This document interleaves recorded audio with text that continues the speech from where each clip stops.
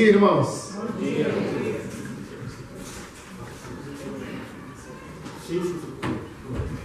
eu preciso fazer também uma votação aqui. Alguém tem problema com a garrafinha com tampa rosa?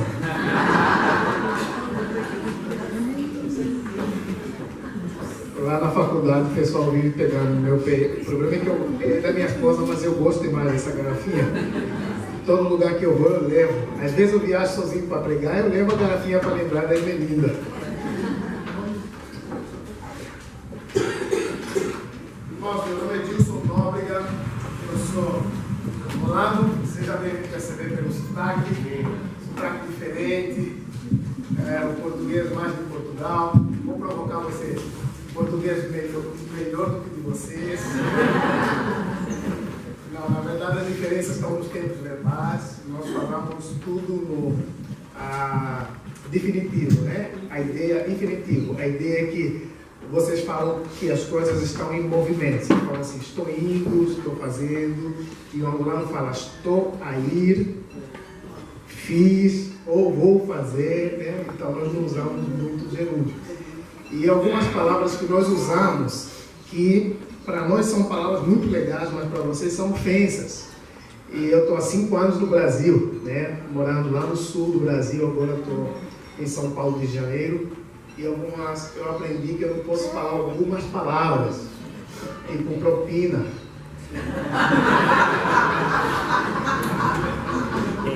Então pensa no africano que chegou no Brasil, foi pregado na igreja e falou: irmãos, obrigado porque uma irmã aqui me ajudou a pagar a propina da faculdade. Eu dei a propina no pastor Roberto. Gente, propina para nós é pagar mensalidade, né? Não somos do PT, né? Em outras palavras, em outros fóruns, talvez eu possa compartilhar com vocês. Tenho 2 filhos, Azaf e Radassa. Azaf não tem consciência de nada, só gosta de mamar e dormir. Radassa fez 3 anos na semana passada. E Deus tem nos abençoado muito na terra de vocês, principalmente na questão do ministério. Eu faço mestrado em divindade com ênfase em exposição bíblica e línguas originais, lá na PIBA mesmo, temos um mestrado lá. E eu sou pastor auxiliar de uma das congregações da PIBA. Não sou pastor auxiliar na PIBA, eu sou de uma das congregações da PIBA. Então vamos lá, abra sua Bíblia, eu sei que você já está com fome aí.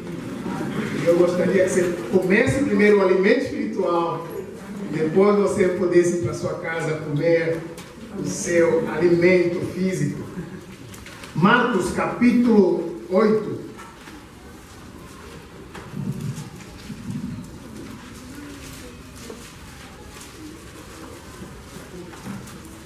Marcos capítulo 8, nós vamos fazer uma leitura do versículo 27 e vamos terminar no primeiro versículo do capítulo 9. Repetindo, vamos começar no versículo 27, Marcos 8, 27, e terminaremos a leitura no primeiro versículo do capítulo 9.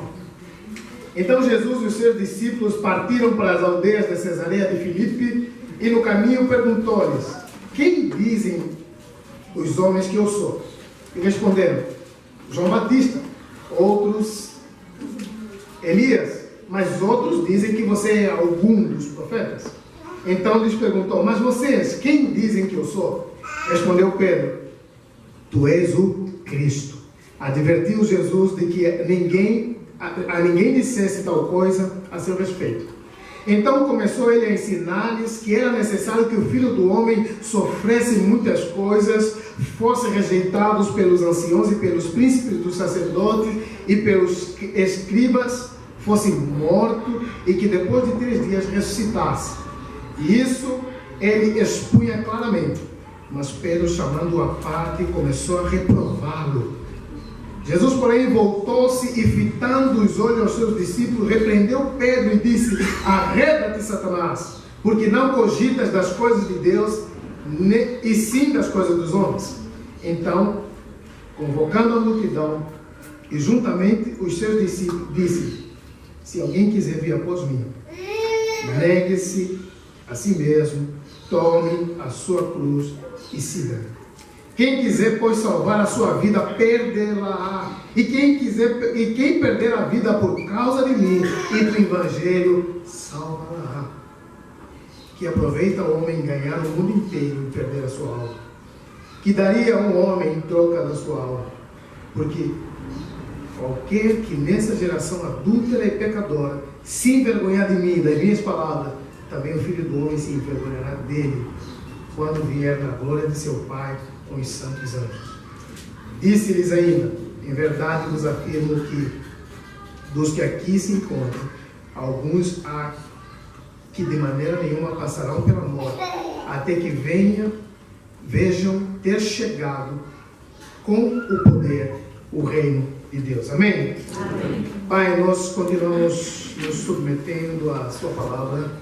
Entendemos que ela é a primazia entre nós, a maneira como devemos viver, pensar, agir, e pedimos o seu auxílio para que com fidelidade possamos anunciar a tua mensagem e que possamos ser transformados por ela. Nós entendemos que a pregação não é objeto de informação, mas ela é uma provocação que gera mudanças de corações e que leva homens à maturidade, à piedade e a viverem segundo o varão perfeito que é Cristo Jesus.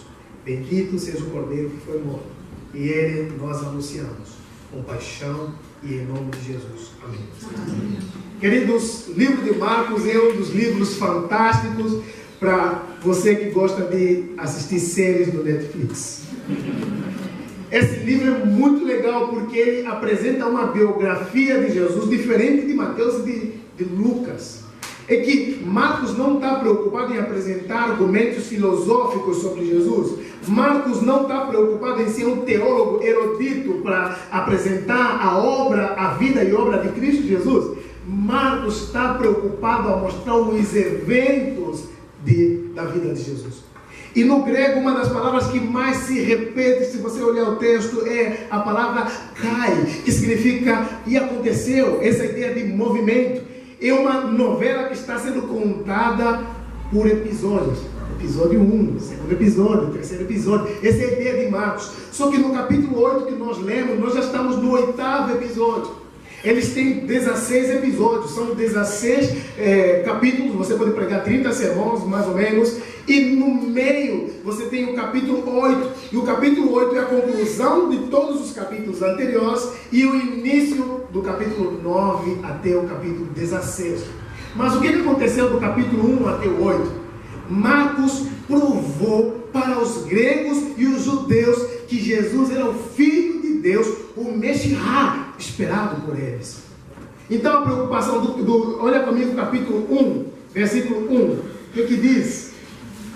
Princípio do Evangelho de Jesus Cristo, Filho de Deus. Então Marcos estava preocupado em apresentar Jesus como Filho de Deus, mas que esse rei que era Filho de Deus, ele não veio reinar de maneira humana, não como os reis governavam, não como César Augusto governava, não como Tibério, não como Pilatos. Ele era diferente. E você vê que esse rei, que esse Filho de Deus, ele vai fazer milagres e prodígios, vai curar inclusive sogra. Desculpem. Vai curar a sogra de Pedro no capítulo 1. Eu brinco lá na minha igreja, eu esqueci que eu não estou na minha igreja. Eu falo para eles, mas até sogra Jesus curou, ela é muito bom. E ele vai fazer muitos milagres, e ele vai alimentar o povo 2 vezes, vai fazer multiplicação de pão e peixe, primeiro para 5.000 pessoas e depois para 4.000 pessoas, e ele vai fazer um monte de coisas que vão apontar que esse não é um profeta do Antigo Testamento. É o Filho de Deus que está entre nós. E os fariseus incrédulos não conseguiram enxergar isso. Eu fico pensando nos fariseus como nós, os teólogos de hoje, que estudar uma semana inteira a palavra de Deus, mas quando Deus está agindo, nós não estamos enxergando que é Deus que está fazendo a obra. Que nós somos mais apaixonados pelas letras do que por aquilo que ela pode causar no nosso coração, pelo aquecer dos corações. E aí você vê que no capítulo 8, Jesus vai terminar falando para os discípulos, fazendo uma pergunta fantástica para os discípulos: quem o povo diz que eu sou? Se hoje Jesus fizesse essa pergunta para nós, qual resposta você daria? Quem é Jesus para você? Quem é Jesus para mim? Quem é Jesus para essa igreja? Quem é Jesus para os batistas? Quem é Jesus para a sua família? Jesus pergunta isso e a ideia central é que ele está terminando um argumento que começou no capítulo 1, nesse versículo 27 até o versículo 30. Sua identidade. Então eu quero ensinar 4 coisas para vocês nessa noite. A primeira coisa vai do versículo 27 até o 30, onde Marcos vai nos ensinar sobre a identidade de Cristo. A segunda lição vai do 31 até ao 33, onde nós vamos aprender sobre a missão deste Deus, desse Filho de Deus, desse Rei que reina de maneira espiritual. A terceira coisa vai do versículo 34 até o 36, que vai falar sobre o que ele espera dessa igreja. O que Jesus espera da igreja batista do Planalto Paulista. O que ele espera de você e de mim? E a última coisa é o que ele promete para nós. Qual é a sua promessa? Vamos para a primeira. Qual a sua identidade? Versículo 27 a 30. Jesus disse aos seus discípulos, eles estavam indo de Cesareia, Jesus começa seu ministério na Galileia, ele já tinha saído da Galileia, tinha ido em Cafarnaum, capítulo 2, voltou para a Galileia, e agora ele está fazendo o caminho contrário, Cesareia, antes tinha passado em Samaria, e ele está indo na Cesareia de Filipe, e no caminho ele pergunta para os discípulos: quem dizem que eu sou? Interessante que o discipulado de Jesus não é sentado numa sala de aula ensinando doutrina ou teologia sistemática. O discipulado de Jesus é caminhando com eles, é confrontando eles, é mudando a cosmovisão deles, mudando a maneira deles de pensar. Quem o povo diz que eu sou? E é interessante que eles vão dizer assim: olha, o povo diz que você, alguns dizem que você é João Batista. Por que João Batista? João Batista já tinha morrido nesse momento.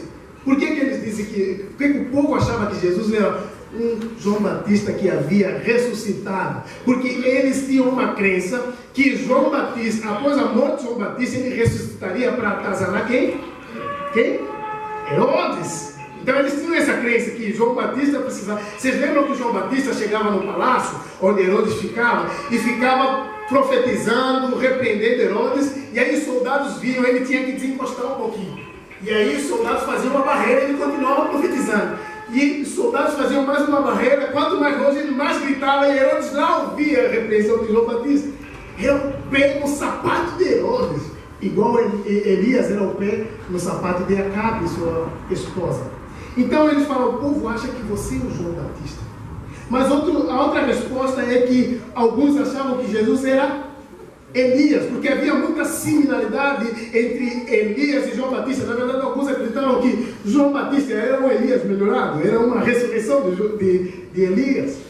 Inclusive, quando Jesus, à noite eu vou pregar sobre a morte de Cristo, se você quiser ler esse texto, Marcos capítulo 15, e quando Jesus vai sofrer na cruz, ele vai falar: Eli, Eli, lama sabachthani. O que o povo entende? Está clamando por Elias. Então, na cabeça do judeu, dois personagens são muito importantes: Moisés e Elias.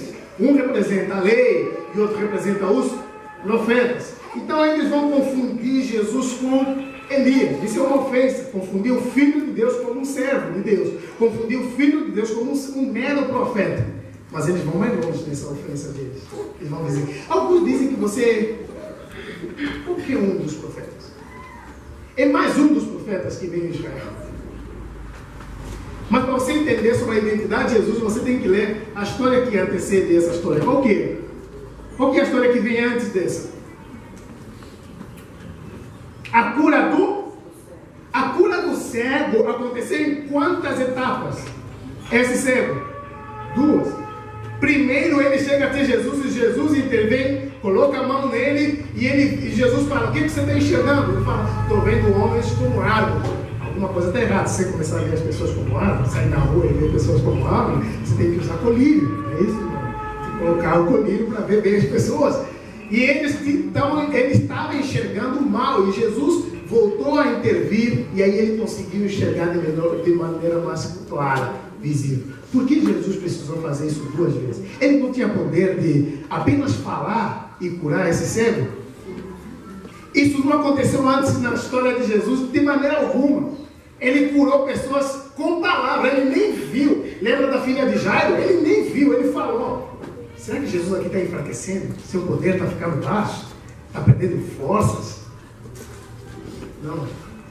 Jesus está dando uma paulada nos fariseus, na multidão e nos discípulos. Qual que é a paulada que ele está batendo? Ele está dizendo assim: vocês são igual a esse homem. Existem alguns que estão 100% cegos, não conseguem me enxergar como filho de Deus, não conseguem me enxergar como o único e suficiente salvador de vocês. São cegos. Não importa se tem ouvidos, vocês não ouvem. Não importa se vocês têm olhos, vocês não veem. Não importa, vocês são cegos. E ele está batendo a segunda classe. E quem era totalmente cego na história de Jesus? Os fariseus. Eram aqueles que se recusavam a enxergar. Por isso quem fala que o maior cego é aquele que não quer ver, está certíssimo. Eles se recusavam deliberadamente. Um dos temas mais exaustivos no livro de Marcos é a incredulidade desses caras. E os fariseus não eram um grupo que nasceu rebelde às ações de Jesus do nada. É um grupo que nasceu com boas ideias. Nasceram muito bem. Eles não queriam que as práticas dos pagãos se misturassem com o judaísmo. Só que depois começaram a acrescentar suas próprias leis e suas próprias vontades e opções na prática da lei. Eles tinham 306 mandamentos sobre o sábado. Não podia desatar sandália no sábado. Se você tivesse andado em sapato de desatar, você não podia fazer isso. Não sabe esperar domingo, anda desse jeito mesmo. Esperar no domingo para fazer. Se a tua esposa cair no buraco, ela morre lá. Se cair no sábado, ela morre lá, porque não pode ajudar no sábado. Você entendeu? Mas era um grupo dedicado a Torá, dedicado a estudar os Ketuvim, dedicado às Escrituras, mas não estava enxergando Cristo, o Salvador, que eles estavam treinados a enxergar. Eram totalmente cegos. Só que tinha um grupo que era 50% cego. Quem que era? Os discípulos. Os discípulos estavam seguindo Jesus, mas eles não estavam entendendo exatamente se Jesus era o Filho de Deus. Tanto é que Jesus fala assim: tá bom, mas vocês, o que vocês dizem que eu sou? Tá bom, eu sei o que as pessoas dizem que eu sou. E vocês que andam comigo, que convivem comigo, que dormem comigo, que deixaste sua esposa lá sozinha para me seguir, Pedro, o que você acha que eu sou? Tem esse segundo cego. Esse cego que às vezes acerta, às vezes erra. Às vezes entende um pouquinho melhor sobre quem é Jesus, mas às vezes está ignorante sobre a revelação de Messias. E depois Jesus vai intervir e esse cego vai ver de maneira clara. Se você não vai conseguir interpretar o versículo 27 ao 30, se você não ler a história anterior, você não vai conseguir interpretar. E na igreja tem essas pessoas. Na igreja tem um cara que acabou de chegar na igreja, caiu de paraquedas, não sabe o que serve a igreja, não sabe o que se faz na igreja, só sabe que crente tem uma linguagem própria, paz do Senhor, graça e paz, Deus abençoe, muita coisa. Crente tem hábitos para fazer, mas ele não sabe por que isso, e ele está aí dentro, ele está aí sentado. Porque a mãe dele falou que tem que ir para a igreja. Deixa eu contar uma história para você. Uma vez, um evangelista, ele foi para uma casa, bateu a porta, ele estava andando com um burro, né? Ele bateu a porta e falou: quero falar de Jesus para você. Aí o cara falou: não, aqui não se fala de Jesus, eu sou católico, minha avó é católico, meu avô foi católico, meus filhos são católicos, meus netos não nasceram ainda, mas serão católicos pela destinação, né? Serão católicos, e aqui nada de evangélicos. Aí o evangelista Cristo pegou no burro, né, no animal, levando, aí ele tentando zoar com o cara, falou assim: e aí, ô pastor, e esse teu burro aí, não aceitou Jesus ainda?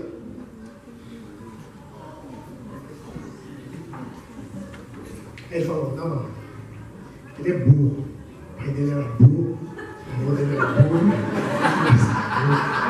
ele vai morrer. Então tem esses caras que chegam na igreja e não entendem nada. São os que não estão entendendo que a igreja serve simplesmente por causa do Filho de Deus que nos salvou e nos resgatou das trevas para a sua maravilhosa luz. Então são os totalmente cegos, e esses só vão conseguir enxergar mediante a exposição bíblica, mediante a palavra de Deus sendo pregada e mediante a participação no convívio do corpo de Cristo. Mas tem outro tipo de cegos na igreja também. Os cegos que já estão há 20 anos na igreja, 30 anos, 40, 50 anos servindo a Deus. Entende um pouquinho da palavra de Deus, mas tem muita coisa confusa. Tem uma nuvem ainda embaraçando sua mente sobre a palavra de Deus.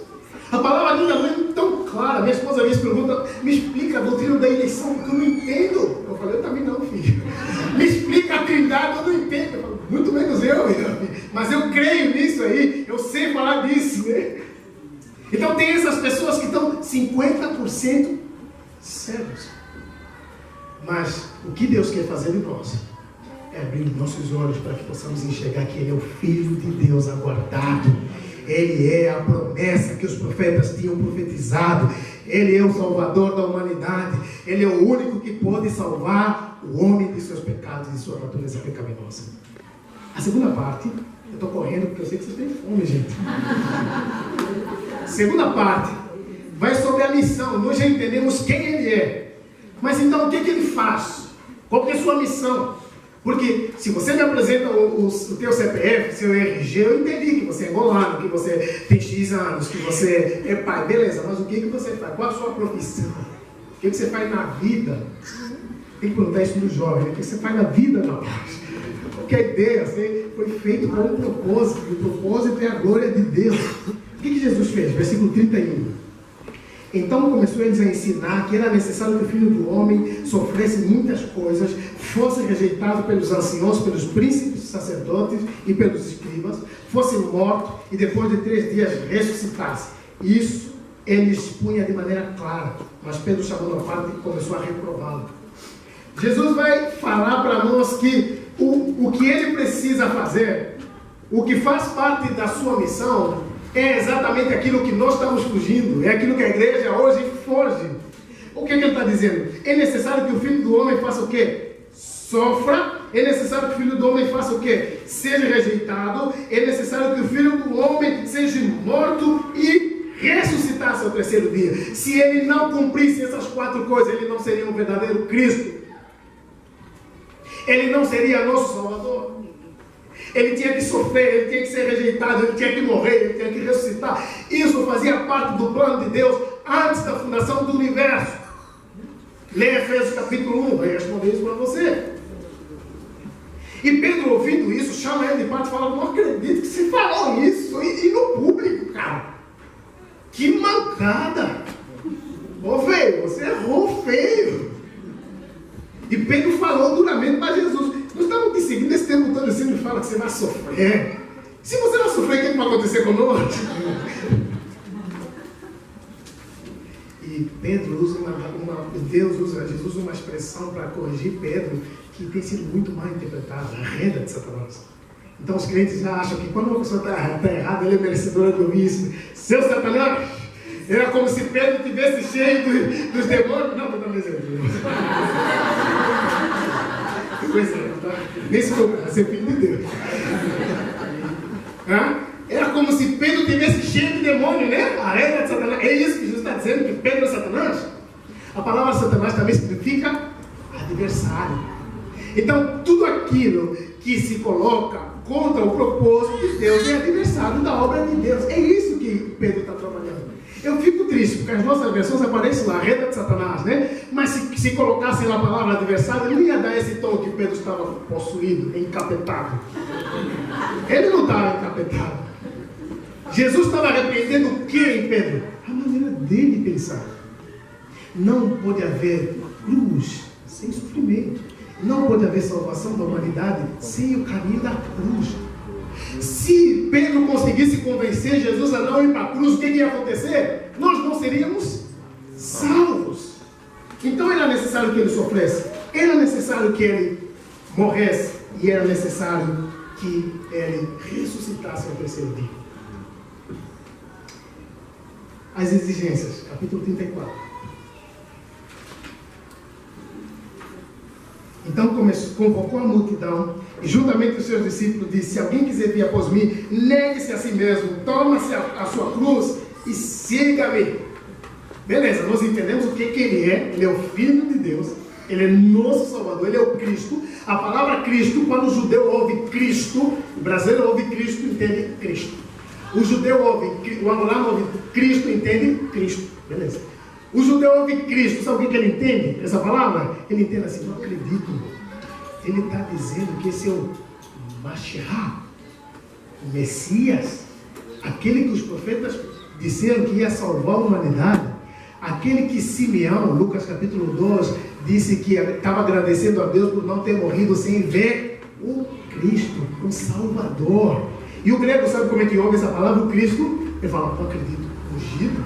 Você sabe que o Novo Testamento foi escrito na língua grega, mas a cabeça é judaica. A cabeça dos autores do Novo Testamento é judaica. E eles estão ouvindo essa palavra, estão dizendo assim, ungido. Quem era ungido no Antigo Testamento? Três tipos de pessoas que eram ungidos: profetas, sacerdotes e reis. Então o grego está ouvindo e está falando, esse cara aqui é profeta, é sacerdote, é rei. Sim, é isso mesmo que você ouviu. Ele é Cristo, ele tem todas essas funções nele. Ele é o sumo sacerdote, Hebreus capítulo 7, que nós lemos. Ele é o pai dos profetas, o melhor dos profetas, e ele é o rei dos reis. Quando Jesus foi morto, colocaram lá o rei dos judeus como chacota, né? Se contra ele. Não é, ele é a verdade mesmo. Estavam zombando que é o que é verdadeiro. Ele é o rei. Então nós entendemos quem ele é, nós entendemos o que ele precisa fazer. Agora nós precisamos entender o que ele espera de nós, seus discípulos. Ele está dizendo aqui que quem quiser me seguir, Pedro, e vocês todos estão me ouvindo, se vocês quiserem me seguir, se vocês querem ser meus seguidores, meus discípulos, se vocês querem ser meus testemunhos, meus representantes, preste atenção nisso, Pedro. Já não estou contando mais aqui, agora tem um Pedro imaginário aqui, entendeu? Ele está dizendo assim, Pedro, preste atenção. Quem quiser seguir-me, precisa negar a si mesmo, tomar a sua cruz e me seguir. Negar a si mesmo. Porque nós temos uma apreciação quase que divina sobre a nossa imagem. Nós nos amamos, gente. Como fala, às vezes, minha esposa, I love me. Nós nos amamos. Vai no Facebook, você vê as fotos lá. É um culto ao Deus eu. Ao Deus mim. E Jesus está falando assim para ele, você quer me seguir? Para de se adorar. Começa a me adorar. Pare de se achar a única Coca-Cola no deserto. Pare de se achar a última bolachinha do pacote. Pare de chegar no espelho e cantar assim, quão grande eu sou, quão grande eu sou. Pare de olhar para o espelho da rainha, da Branca de Neve. Espelho meu, espelho meu. Existe alguém mais bela do que eu? Pare! É Cristo. É Ele, não é mais você. Discípulo de Jesus precisa se apaixonar por uma glória maior, e essa glória é em Cristo. Essas nossas glórias terrenas precisam morrer, e nós precisamos nos apaixonar por uma glória maior, Cristo. Negue-se a si mesmo. Sabe o que acontece quando eu lembro muito essa semana? Quando eu chego de casa, eu estudo a semana inteira, feito um animal. Nosso mestrado é a semana inteira, né? De manhã à tarde e algumas noites também. Então eu só sirvo a igreja na quinta e no domingo e às vezes no sábado, né? Mas graças a Deus nós temos 2 pastores, então a gente consegue conciliar, né? E queridos, eu chego em casa acabado, cansado, baleado, de tanto estudar um monte de coisa. Chego em casa, eu quero dormir, mas eu tenho 2 filhos. E uma mulher me esperando. Com a louça para lavar. Falando, a louça é do Dilson. A louça é para ele. Deixa ele chegar. Ele acha que ficar o dia todo fora de casa não vai fazer o trabalho aqui. Ela fala, amor, tudo bem? E a louça? Aí você fala, estou cansado. Não, você pregou que tem que se negar a si mesmo, Deus. Foi você que pregou isso. Negue-se a si mesmo. Na sua família, ajudando as pessoas com pouca força, com desgaste, com dificuldade, sofrendo, com preocupações. Negue-se a si mesmo. Abre mão do seu eu. E uma das maneiras que Jesus vai ensinar isso é fazendo. Ele não está ensinando igual os filósofos da altura, que dizem assim, fazem o que eu falo, não necessariamente o que eu faço. Ele está ensinando fazendo, ele está indo para a cruz. Ele está negando-se a si mesmo. Quarta coisa, versículo 38. Porque qualquer que nessa geração adúltera e pecadora se envergonhar de mim e das minhas palavras, também o Filho do Homem se envergonhar dele, quando vier a sua glória de seu Pai com seus santos anjos. Disse-lhes ainda, Em verdade vos afirmo que dos que aqui se encontram, há alguns que de maneira nenhuma passarão pela morte até que vejam ter chegado com poder o reino de Deus. Semana passada eu fui convidado para fazer uma palestra sobre Apocalipse 20, sobre escatologia. Não vou falar qual é a minha posição, depois tem debate lá fora, porque eu não sabe. E eu defendendo a minha posição, tinha lá 3 pastores, 2 pastores da igreja têm 2 posições diferentes, e eu tenho uma diferente. Eles me convidaram para ir, acho que nunca mais vão me chamar também, depois daquela palestra. Acho que nunca mais vão convidar. E eu lembrei desse texto que ele fala assim, olha, até que chegue o reino de Deus com poder. Então só pode ter 3 coisas para você interpretar isso. Porque você vai falar, meu Deus, mas os caras que estão aí morreram e a segunda vida ainda não aconteceu. Esses caras não viram a segunda vida, mas ele não está falando da segunda vida. Eu vou dizer 3 coisas que ele pode estar falando. Eu tenho a minha preferência e vou falar qual que é a minha preferência. A primeira é que talvez Jesus esteja falando sobre o Pentecoste. Jesus está dizendo assim para eles, vocês não vão morrer sem experimentar o meu poder. A presença do meu poder em vocês. Isso acontece onde? Pentecostes. Eles ficam esperando até a descida do Espírito Santo. Ou talvez Jesus estava falando sobre a transfiguração. Ele falou assim, vocês não vão morrer, e Pedro estava nesse contexto. João estava nesse contexto, e Tiago estava nesse contexto. Então talvez Jesus estivesse falando para eles, olha, vocês não vão morrer sem ver a minha glória, o meu poder. O que era a glória na transfiguração? Tinha Moisés, Elias e Jesus, todos transparecendo a glória de Deus. E algumas pessoas vão interpretar isso como a ressurreição. Vão falar, olha, talvez Jesus está falando sobre a ressurreição aqui. Vocês vão ver Jesus morrer e Jesus ressuscitar. Ele morre como um servo e ele ressuscita como um rei. A minha melhor preferência, Pentecostes. A minha posição. Jesus, na minha visão, ele está dizendo aqui, ó, vocês que estão aqui ouvindo essas palavras, que vão se tornar meus discípulos, meus seguidores, que vão abrir mão de vocês mesmos para me seguir, vocês não vão morrer sem experimentar o meu poder. E eles experimentaram no dia do Pentecoste, e a igreja de Atos foi a igreja guiada por esse poder através do Espírito Santo. Então, resumindo aqui o que eu estou dizendo para você, a primeira coisa, você precisa ter uma visão apurada sobre quem é Jesus. Você não pode ter uma visão empobrecida desse Jesus. Nós sabemos muita coisa, nós sabemos física quântica, matemática, química, um monte de coisa nós sabemos, só que nós não sabemos, nós somos ignorantes na matéria de Jesus. Quem ele é? Nós estamos satisfeitos com as aulinhas de escola bíblica dominical que aprendemos sobre o menino Jesus, e principalmente no Natal, continuamos nessa expressão do menino Jesus. Que miséria desse menino que os anos passam nunca cresce. Precisamos melhorar a nossa visão sobre quem ele é. Você quer melhorar? Leia o livro de Marcos. Estude Marcos. Não tem como você ler Marcos e não se apaixonar para, meu Deus, o cara em cima das árvores. É uma visão melhorada de ele. Pô, que é isso? Estude mais sobre quem é seu Salvador. Se aprofunde nisso. Quando um dia te perguntarem na rua quem é Jesus, por favor, responda exaustivamente e biblicamente sobre quem é Jesus. Infelizmente as igrejas, não só no Brasil, elas sabem um monte de estratégias. Estratégia para crescimento da igreja, estratégia para não sei o quê, um monte de pacotes. Mas não sabem sobre quem é seu Salvador. E isso dói. Segunda coisa que eu queria chamar a sua atenção.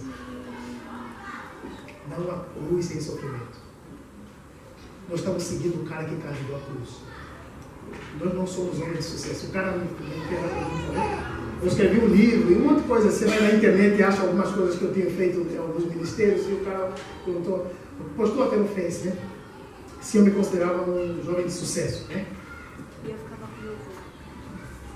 Acho que eu nunca vai me perguntar isso. Como? Que tipo de sucesso? Nós somos apaixonadamente fracassados. Você entende um fracassado que gosta de ser fracassado? Nós amamos ser fracassados. Nós estamos seguindo um cara que tinha tudo para ser rei que com uma palavra ele ia dissipar seus inimigos, com uma palavra ele ia estabelecer seu reino naquele lugar, e Pedro seria primeiro-ministro, Judas seria ministro das finanças, e não fez nada disso. Pelo contrário, cuspiram na cara dele, bateram nele, bateram na cabeça dele, mataram ele. Isso é sucesso? Então nós não somos homens de sucesso, nós somos homens de fracasso, aleluia! Você não gosta dessa ideia, né? Então aprenda isso, negue-se a si mesmo, siga o cara que carregou a cruz, sofra com ele, mude sua maneira de pensar, não se apaixone por essa maneira como a pós-modernidade nos ensina que temos que pensar. Nos Estados Unidos lançaram uma revista, no New York Times, que tinha uma criança com umas Ray-Ban, e o tema da matéria era a geração eu me acho. E os sociólogos estão dizendo que existe uma geração X, Y, um monte de estão terminando o alfabeto, acho que agora vão ter que começar no hebraico, no grego, e eles estão dizendo que existe uma geração de crianças super conectadas, super modernas, e os pais não podem bater mais, os pais não podem colocar disciplina nesses filhos, porque nós somos modernos, um monte de coisa. Um monte de baboseira para falar sobre pecado. Uma geração que não aguenta 2, 3 anos no mesmo emprego, na mesma igreja, que não tem firmeza, que não aguenta 3 anos no mesmo casamento, não aguenta, não sabe educar filhos, vive mais fora de casa do que dentro da casa dele. Esses não estão seguindo Cristo. Não estão seguindo Cristo.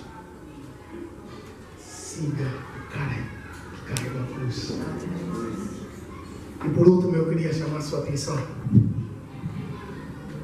que existe uma promessa para isso.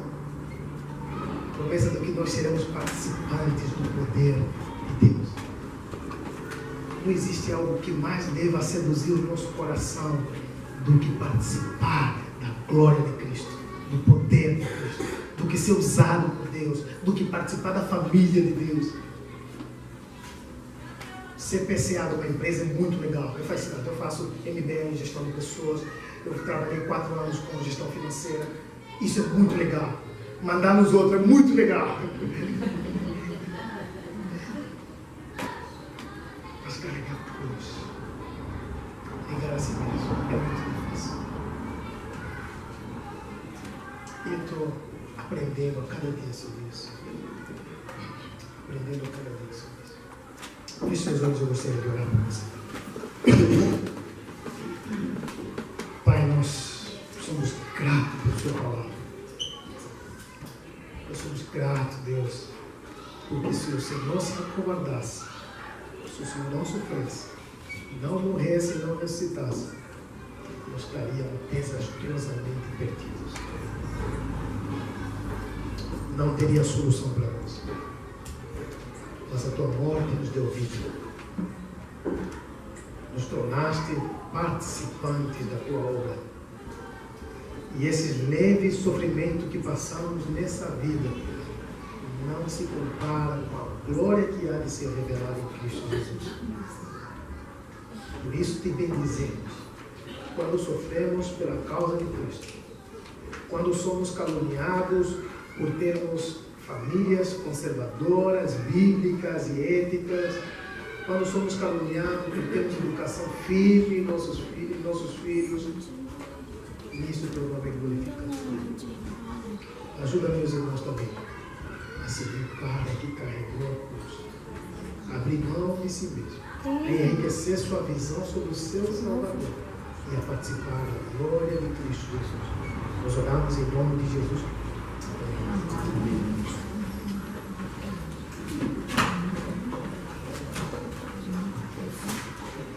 Então vamos ver. Sabe, eu tô com uma dor de cabeça. Irmãos, eu convido a igreja a ficar de pé para receber a bênção do Senhor.